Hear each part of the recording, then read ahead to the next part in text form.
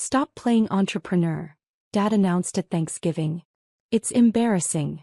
I nodded. My brother laughed. I said nothing. The next morning, Fortune magazine's SEO of the Year cover appeared. My face. My $127 million cybersecurity company. Dad opened it at breakfast. The color drained from his face. But let me back up.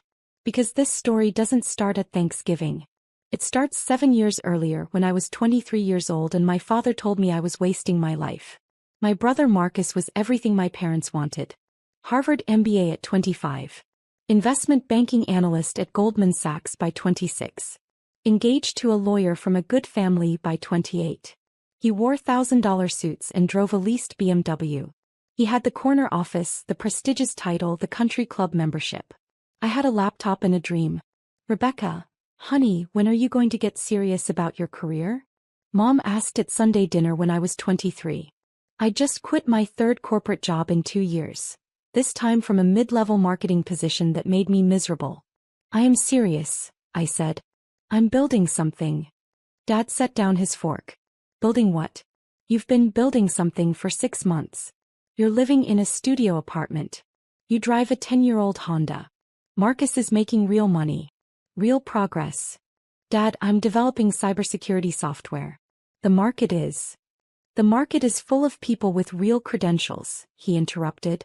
You have a bachelor's degree in communications. What do you know about cybersecurity? I've been teaching myself to code for 3 years. I've been studying. Teaching yourself, Mom repeated, exchanging a look with Dad.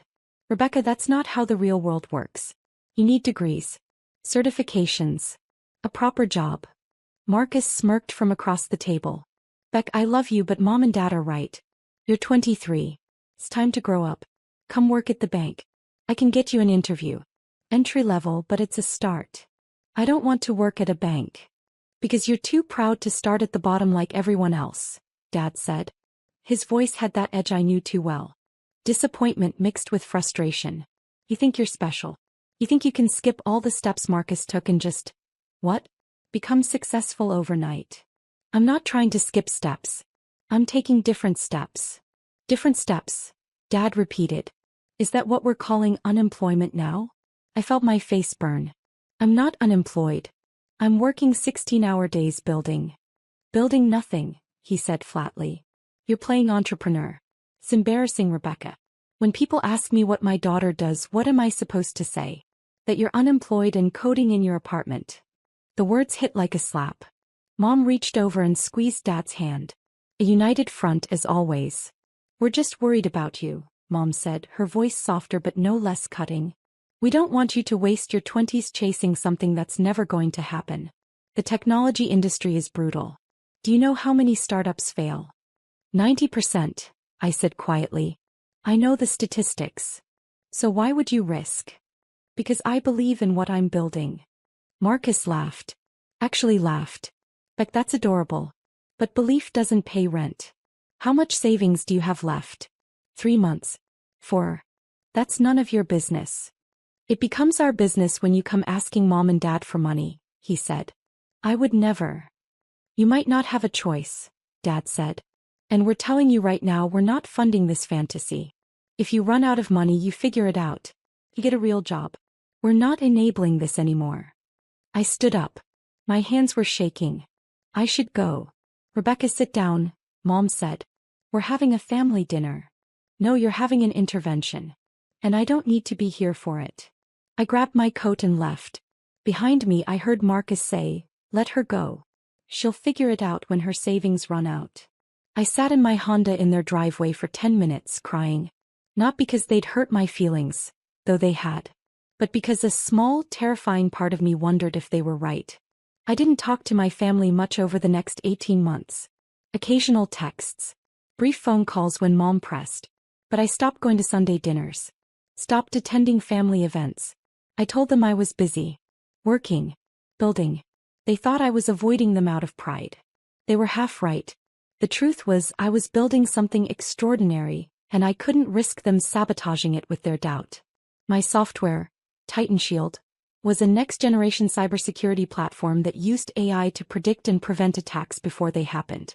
Not reactive security, Proactive protection. I'd spent 3 years researching, coding, testing. I'd burned through my savings, maxed out 2 credit cards, lived on ramen and coffee. And then 20 months after that disastrous Sunday dinner, I got my first client. A mid-sized financial services company in Austin. They paid me $180,000 for implementation and a year of service. I cleared my credit cards, signed a lease on a 1-bedroom apartment in a better neighborhood, bought business insurance. 6 months later I had 4 clients, then 12, then 27. By year 3, I had 140 clients and $8.3 million in revenue. By year 4 I incorporated, hired my first employees, 6 brilliant engineers I'd met in online coding communities. We worked out of a shared office space in downtown Seattle. We ate pizza at midnight and celebrated every new contract like we'd won the lottery. My parents had no idea. Marcus knew I was still doing my little tech thing. That's what he called it when we spoke twice a year. "How's your little tech thing going, Beck?" "It's going well," I'd say. "Well enough to pay rent?" He'd ask, that condescending tone dripping from every word. Well enough. He didn't ask for details. Neither did Mom or Dad. They'd decided years ago that my business was a failure and nothing I said would change their minds. So I stopped trying to convince them. I just kept building. By year 5, TitanShield had 220 clients, $47 million in annual revenue, and 120 employees. We'd moved into our own office building, a renovated warehouse in Seattle's tech corridor with exposed brick, standing desks, and a kitchen that would make most restaurants jealous. I hired a CFO, a chief technology officer, a VP of sales. I brought on a PR firm to start building our brand presence. I invested in research and development, pouring money into innovation that would keep us 5 years ahead of competitors. And I kept my mouth shut about all of it. My family still thought I was struggling. Still thought I was playing entrepreneur, in some sad, delusional way. And I let them think it. Because by then I'd realized something important. Their doubt had been fuel. Every dismissive comment, every condescending question, every time they compared me to Marcus, it had pushed me to work harder, think smarter, build better. I wasn't hiding my success out of spite. I was protecting it. My chosen family knew everything. My employees knew they were building something revolutionary. My business partners, the venture capital firm that had invested $12 million in year 4, knew we were on track to be worth $500 million within 3 years. The tech journalists who'd started covering us knew TitanShield was changing the cybersecurity industry. But my parents, they knew nothing. "How's work, honey?" Mom would ask during our quarterly phone calls. "Busy," I'd say. "Lots of projects." "Are you making enough to live on?" "I'm doing fine, Mom. Because if you need help, we can." "I don't need help." Silence. "Then, you don't have to be so proud, Rebecca. There's no shame in asking for support." I'd bite my tongue and change the subject. In September of year 7, I got an email that changed everything. Subject: Fortune Magazine CEO of the Year nomination. "Dear Ms. Chen, on behalf of Fortune Magazine, I'm pleased to inform you that you've been nominated for our annual CEO of the Year award. Your company, TitanShield, has been recognized for exceptional growth, innovation, and industry impact. We'd like to schedule an interview and photo shoot for our December issue. The awards ceremony will be held in New York City on November 15th. I read the email 3 times. Then I called my CFO David Martinez. "Did you nominate us for something? The Fortune thing?" "Yeah, our PR firm submitted the application back in June. I didn't think we'd actually get nominated. Like, this is huge. Do you know how many CEOs apply for this?" "How many?" "Over 3,000. And they pick 25 finalists. We're in the top 25 tech companies in the country." I sat down. My hands were shaking. "When's the ceremony?" "November 15th. 3 weeks before Thanksgiving." Of course it was. The Fortune journalist was a woman named Patricia Hammond, mid-40s, with sharp eyes and a recording device she set on my desk like a weapon. "Let's start with the basics," she said. "TitanShield was founded 7 years ago. You were 23. No technical degree. No business background. What made you think you could compete in one of the most competitive industries in the world?" "I didn't think I could compete," I said honestly. "I knew I could win." She smiled. "That's a bold statement." "It's an honest one. I spent 3 years preparing before I signed my first client. I learned to code, studied the market, identified the gaps nobody else was filling. By the time I launched, I wasn't competing. I was innovating. Your revenue growth is extraordinary. $8 million in year 3. $47 million in year 5. $127 million projected for this year. How did you scale so quickly? 2 things. I hired people smarter than me and I never stopped improving the product. Every dollar we made went back into development or talent. I didn't pay myself a real salary until year 4. What did you live on? Ramen. Coffee. Stubbornness. She laughed. Your family must be proud. I paused. They don't know. I'm sorry. My family doesn't know about TitanShield's success. They think I'm still struggling. They think I'm playing entrepreneur. Patricia's eyebrows rose. Why? Because 7 years ago they told me I was wasting my life. They told me to get a real job. They compared me to my brother who works in investment banking and who they consider the successful one. And I decided I didn't need their validation to build something extraordinary. But surely they know you're doing well now? They know I'm still doing my tech thing. They don't ask for details. I don't volunteer them. Patricia leaned forward. Chin, do you realize your story is going to be the cover feature? My stomach dropped. The cover. December issue. The Secret CO. How she built a $127 million empire while her family thought she was failing. It hits newsstands on November 29th. 4 days after Thanksgiving. The invitation came via group text in early November. Mom, Thanksgiving at our house this year. 4 p.m.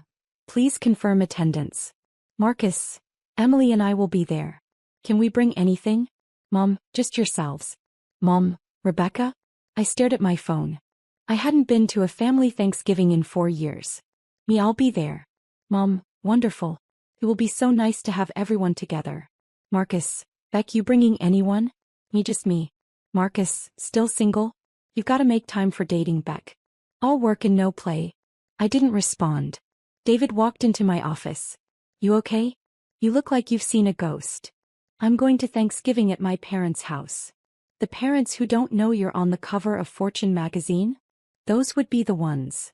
Beck, the issue hits newsstands the Friday after Thanksgiving. You're going to be there on Thursday. They're going to see it the next morning. I know. Are you going to tell them before? I thought about it. About 7 years of dismissive comments and condescending questions. About being compared to Marcus at every family gathering.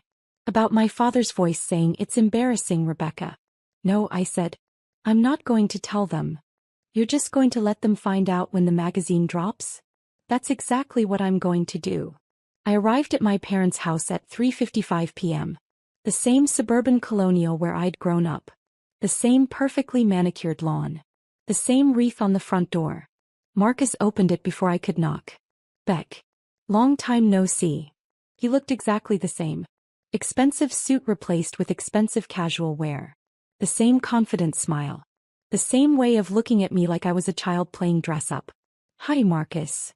Come in. Emily's inside. You remember Emily? Of course.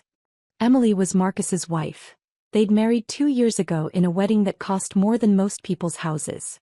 She was beautiful, accomplished, and had never been anything but polite to me in that way people are when they feel sorry for you. Mom appeared from the kitchen. Rebecca. You made it. He hugged me. Over her shoulder I saw Dad in the living room reading the newspaper. Hi, Mom. You look thin. Are you eating enough? I'm eating fine. Because you work too hard. I worry about you working all hours barely taking care of yourself. I'm fine, Mom. Really? We moved into the living room.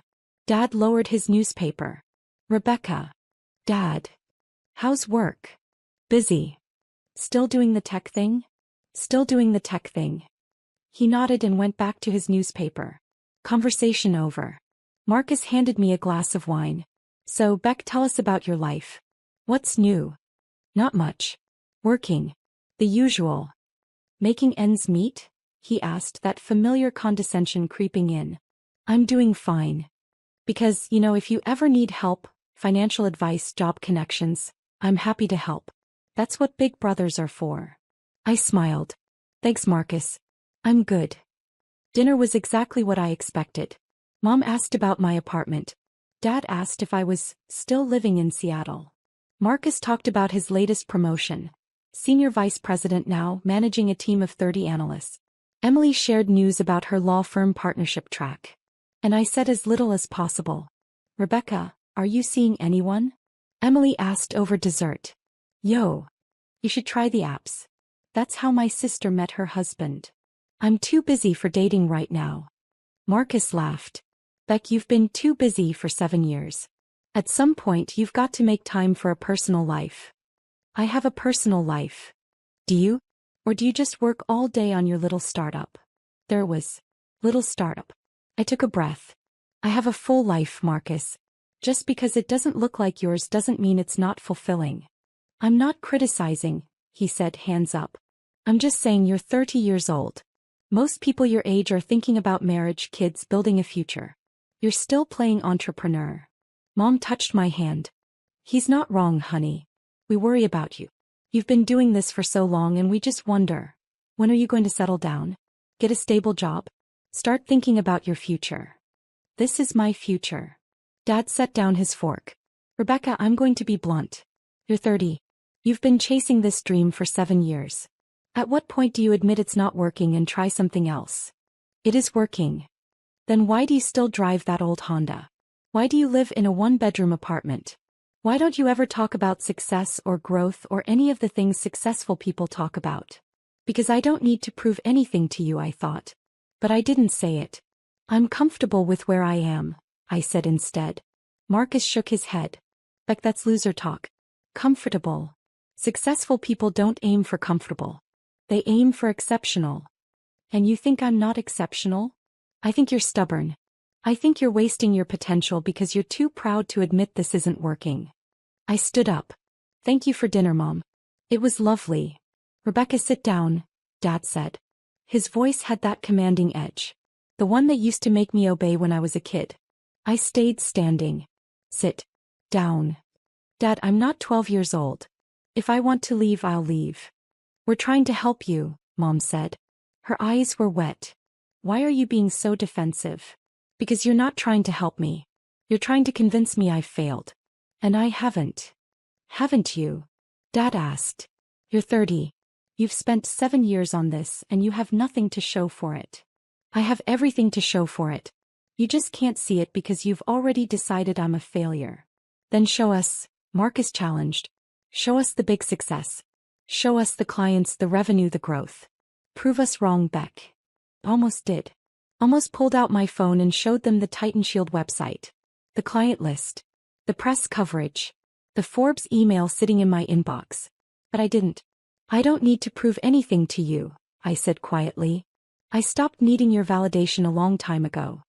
That's what failures say, Marcus said. I grabbed my coat. Goodbye. Rebecca.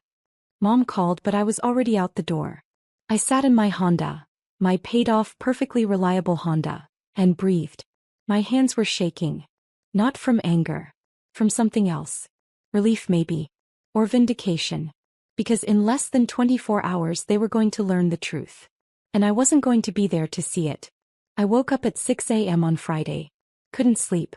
I made coffee and opened my laptop and pretended to work, but really I was just waiting. The Fortune issue was scheduled to hit newsstands at 7 a.m. At 7:15 my phone started buzzing. David, it's out. Beck, you're on every newsstand in America right now. My PR director, CNN, is calling. So is Bloomberg. The Today Show wants you next week. My CTO just bought 5 copies. You look like a badass on that cover. At 7:47 I got a text from someone I didn't expect. Emily, Marcus's wife. Emily, Rebecca. I just saw Fortune magazine. I need to call you. My phone rang 30 seconds later. Rebecca. Hi, Emily. Is this real? Fortune CEO of the Year? Titan Shield? $127 million company. It's real. Silence. Then, Rebecca, I'm so sorry. For what? For everything. For how we treated you last night. For how Marcus talked to you. We had no idea. None of us had any idea. I know. Why didn't you tell us? Would you have believed me? More silence. I don't know. That's why I didn't tell you. He's reading the article right now. Rebecca, he looks like he's going to be sick. Tell him to keep reading. There's a great quote in there about family doubt. What are you going to do? Nothing. I'm going to my office. I have work to do. Rebecca. Emily, I need to go. Thank you for calling. I hung up. At 8:02 Mom called. I didn't answer. At 8:15, Dad called. I didn't answer. At 8:33 Marcus called. I didn't answer. The texts started piling up. Mom, Rebecca, please call us. We just saw Fortune magazine. Dad, we need to talk. Call me immediately. Marcus, Beck, I'm so sorry. I didn't know. Please call me back. Marcus, Beck, seriously. I'm an idiot. I'm so sorry. Marcus, I told Emily I'm taking you to dinner to apologize. Name the place. I silenced my phone and went to work. They showed up at my office on Monday morning. All three of them. My executive assistant Jordan called me. Rebecca, your parents and brother are in the lobby. They don't have an appointment. Tell them I'm busy. I did. Your father said he's not leaving until you see them. I closed my eyes. Of course he did. Send them up. 2 minutes later they walked into my office. The office with floor-to-ceiling windows overlooking Seattle. The office with my name on the door. The office with the Fortune magazine cover framed on the wall behind my desk. Mom's eyes went straight to it. She put her hand over her mouth. Dad just stared. Marcus looked at the awards shelf. The Forbes 30 Under 30 plaque. The TechCrunch Disrupt Trophy. The Cybersecurity Innovation Award from the Department of Homeland Security. Beck, he said quietly. It's Rebecca, I corrected. Nobody calls me Beck here. Rebecca. He swallowed hard. I'm sorry. I'm so sorry. For which part? I asked. For calling my company a little startup? For telling me I was playing entrepreneur? For suggesting I was a failure? Be specific, Marcus. I want to know exactly what you're apologizing for. For all of it. For everything. I was wrong. I was so wrong. Dad stepped forward. Rebecca, we had no idea. You had no idea because you never asked. You decided I was failing and then stopped looking. You never told us, Mom said. Her voice was shaking. You never said anything about this. Would you have believed me if I had? I asked. Would you have believed that I was building a $127 million company when I was living in a studio apartment and driving my old Honda? Or would you have told me I was delusional? Silence. That's what I thought, I said. Dad's face was red. This isn't fair, Rebecca. You deliberately hid this from us. I protected it from you, I corrected. There's a difference. Protected it? We're your family. You're the people who told me I was wasting my life. You're the people who compared me to Marcus at every opportunity. You're the people who made it very clear that my dreams were embarrassing to you. We were worried about you. No, you were embarrassed by me. There's a difference. Marcus sank into one of my guest chairs. Beck, Rebecca, I don't know what to say. I've spent 7 years thinking you were struggling. Thinking I was the successful one. Thinking I was better than you. You were never better than me, Marcus. You just had more approval from Mom and Dad. That's not fair, Mom protested. We love you both equally. Do you? Because for 7 years, Marcus was the golden child and I was the disappointment. For 7 years, you used him as the standard I couldn't meet. For 7 years, you dismissed everything I was building as a fantasy. Because you never showed us anything different. Dad said. You lived like you were barely getting by. I lived like someone who reinvested every dollar into her company instead of spending it on luxury cars and expensive apartments to impress people who didn't believe in her anyway. The words hung in the air like smoke. Mom was crying now. Rebecca, please. We made mistakes. We were wrong. But we're here now. We want to support you. I don't need your support anymore. I have 287 employees who believe in me. I have investors who trusted me with their money. I have clients who bet their security on my technology. I have friends who celebrated every milestone with me. I built this without you. And I don't need you now that it's done. That's cruel, Dad said. Is it? Or is it honest? Marcus stood up. What can we do? How can we fix this? I looked at him. My brother. The golden child. The one who'd always had everything I wanted. Our parents' pride, their approval, their belief. You can't, I said quietly. You can't fix 7 years of dismissiveness with one apology. You can't undo the damage by showing up now that I'm on the cover of Fortune magazine. You can't earn my trust back by being impressed with my success when you were disgusted by my struggle. So that's it? Dad asked. You're just going to cut us out? I'm going to do what I've been doing for 7 years. I'm going to focus on my work, my team, and the people who actually believed in me. You three are welcome to be happy for me from a distance. But you don't get to be part of this. You don't get to claim credit. You don't get to tell people your daughter is the CEO of Titan Shield. You don't get to bask in reflected glory when you tried to extinguish the light in the first place. Mom sobbed. Rebecca, please don't do this. I'm not doing anything, Mom. I'm just declining to let you do something. There's a difference. My phone buzzed. Jordan, your 10 a.m. is here. I have a meeting, I said. You need to leave. Rebecca. Goodbye. They left. All three of them. Defeated. Devastated. Finally understanding what it felt like to be dismissed. I sat down at my desk and breathed. Then I smiled. The story exploded. By Tuesday, Titan Shield's website traffic had increased 4,000%. We had 1,200 new client inquiries. 3 acquisition offers. 17 interview requests from major media outlets. I did 6 of them. Every single interview asked about my family. About the secret I'd kept. About the relationship between doubt and determination. Your parents didn't know about your success, the CNN anchor said.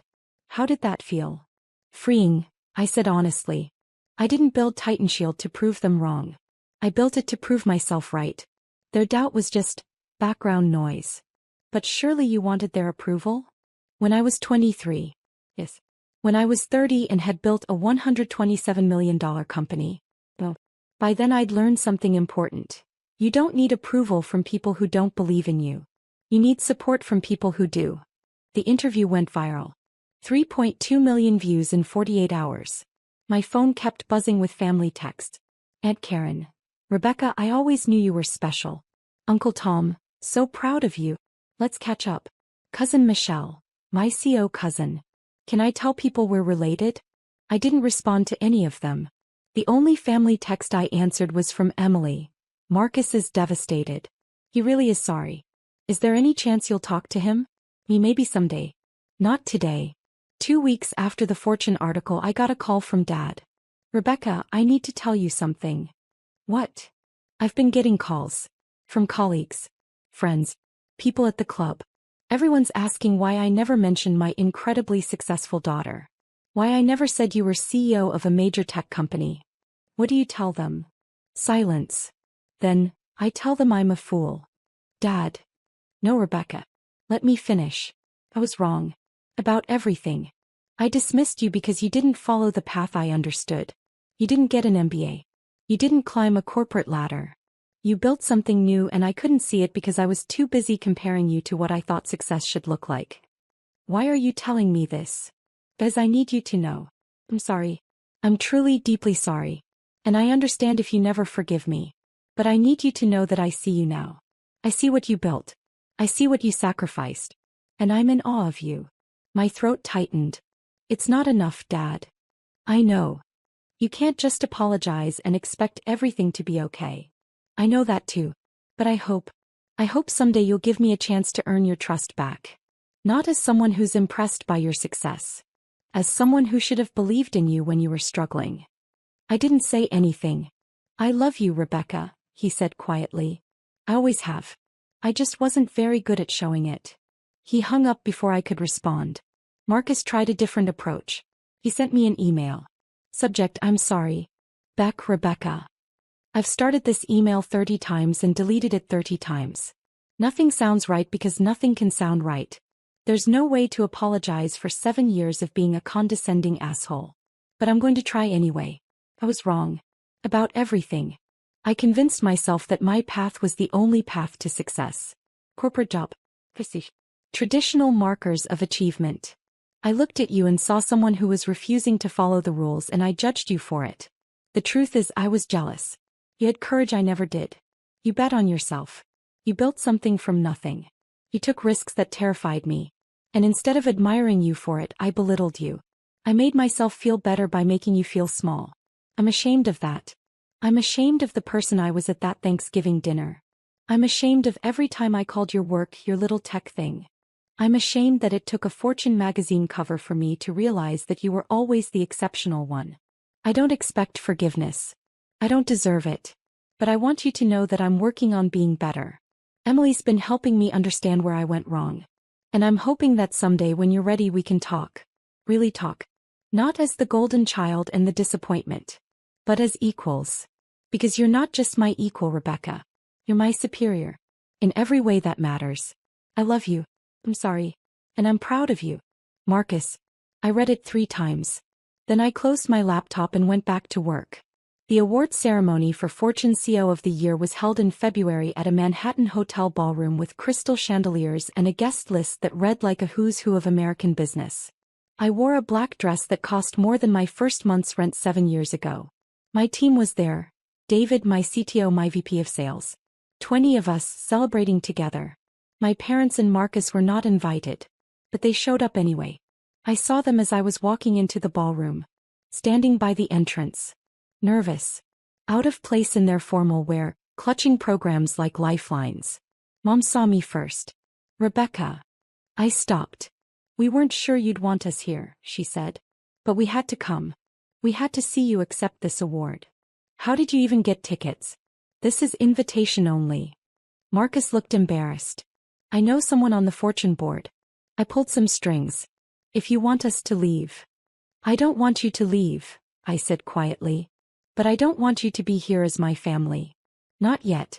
You haven't earned that. Dad flinched. Rebecca. You can stay. You can watch. But you're not sitting with me. You're not taking photos with me. You're not telling people you're my family. You're spectators. Nothing more. Mom's eyes filled with tears. We understand. Do you? Do you really understand what you cost me? Not money. Not success. But 7 years of having to build alone. 7 years of not having family support. 7 years of wondering if I was delusional because the people who were supposed to believe in me didn't. We're sorry, Marcus whispered. I know. And maybe someday that will be enough. But not tonight. Tonight is for the people who believed in me when I had nothing. Tonight is for my team. Tonight is for the investors who took a risk. Tonight is for me. I walked past them. David caught up to me inside. Was that them? Yeah. You okay? I'm perfect. And I was. When they called my name, Rebecca Chin, TitanShield CEO of the Year, I walked onto that stage with 800 people applauding. I accepted the award from the Fortune editor-in-chief. I gave a 5-minute speech about resilience, innovation, and the importance of believing in yourself when nobody else does. I didn't mention my family.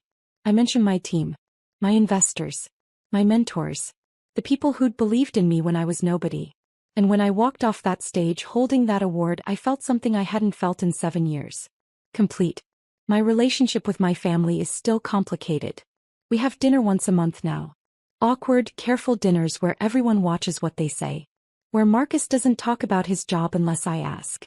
Where Mom doesn't give me advice unless I request it.